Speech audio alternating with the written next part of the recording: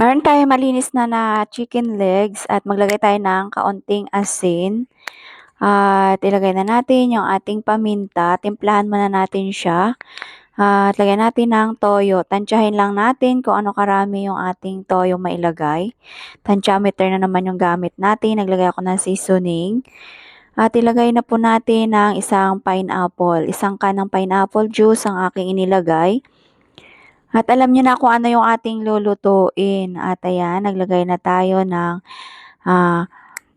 i-massage natin, toyo, kalamansi. At naglagay din ako dyan ng pineapple juice. Ayan, massage lang natin siya hanggang sa manuot ang kanyang lasa. At binabad ko yun ng matagal. At ayan, nagprito na nga rin ako ng aking manok. At sa pinagprituhan ko, dyan ko na rin inilagay yung ating bawang sibuyas. Ayan, pinirito ko muna yan yung ating namarinate na chicken. At ayan, mikos-mikos natin. At halu-haluin lang natin hanggang sa maluto.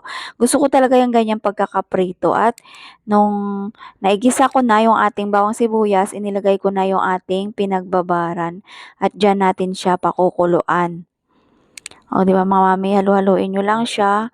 At talagang napakaganda ng pagkakaprito ng ating manok. Hayaan lang natin siyang kumulo at lagyan ko siya ng 2 kutsara ng asukal. Lagyan ko rin siya ng pineapple tidbits. Ayan, mekos-mekos natin siya. At antayin lang natin siyang kumonti ang kanyang sabaw. At talaga napakasarap nito mga mami. At talagang takpan muna natin hanggang sa lumambot yung ating manok. At nagdagdag ulit ako ng isang pack pa ulit ng pineapple tidbits nung malapit na siya maluto.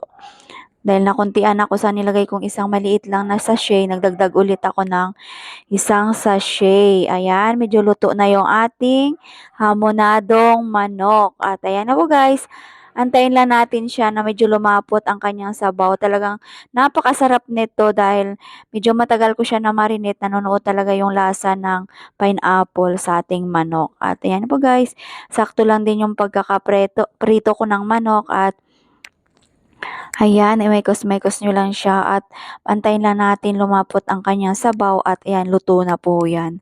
Ayan, napakasarap natin. Siyempre, kailangan tikman muna natin. Tinakpan ko ng saglit at pagkabukas ko nga, malapot na yung kanyang sabaw at lutong-luto na yung ating chicken hamonado. Ganyan lang kabilis magluto ng mga chicken hamonado mga mami at talagang napakasarap at nagustuhan ng aking pamilya. O hanggang dyan lang muna guys.